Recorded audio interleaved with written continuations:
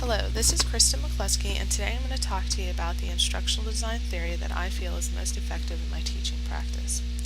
The instructional design theory that I will be discussing is Bloom's taxonomy. Bloom's taxonomy was developed in the 1950s and is still used today to categorize ways of learning and thinking in a hierarchical structure. A revised model was developed in the 1990s to better fit educational practice for the 21st century learner. As an art teacher, I feel that Bloom's taxonomy offers an effective system that can easily be used in the art classroom. The highest level of Bloom's is creating, and as you work your way down, it goes to evaluating, analyzing, applying, understanding, and remembering. How I make the connections in the classroom: remembering, memorizing, listing, recalling, repeating, reproducing, copying.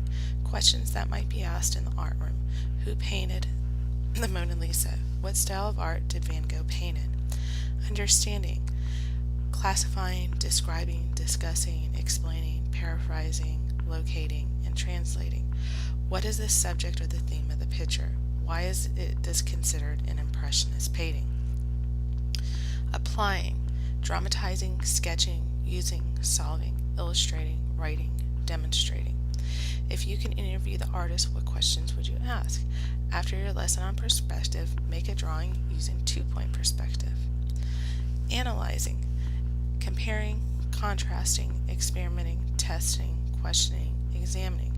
In what ways does the picture illustrate various elements and principles of art? What is the artist's main message of their art? What is your opinion of the painting?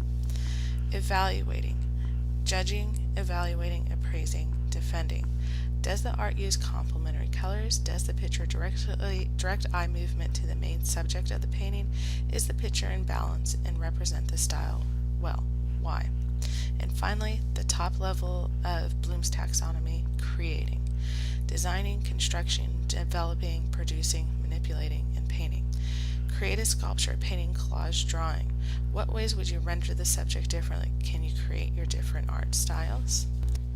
Why I like Bloom's in the classroom is because Bloom's is a spiraling process. It starts at the first lower levels, recalling, defining, explaining, and then progressively increases the level in thinking. In that way, Bloom's taxonomy becomes a kind of a pathway to guide the learning process itself. I think incorporating elements of instructional design enhances my teaching and lesson planning because it provides me with a roadmap so that I can take the path that is needed for developing the objectives for the student learning, the teaching and learning activities, and strategies to check for student understanding.